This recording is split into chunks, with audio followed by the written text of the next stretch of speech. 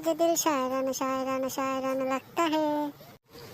কি দোস্ত, কি অবস্থা তোর? তোর অনেক দিন ধরে দেখি না। এই আসি, চলে বিন্দাস। তোর কি অবস্থা?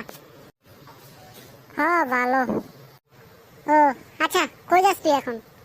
আরে বেটা, তোরে বিছে গেছি বুঝছ। চল আমার লগে একটু মার্কেটে চল, কিছু কেনাকাটা করবো। কই যাবি? আরে দোস্ত, একটু মার্কেটে যাবো, কিছু কেনাকাটা দরকার আছে। চল আমার লগে। না রে বন্ধু, আমার পেটটা খারাপ বুঝছ।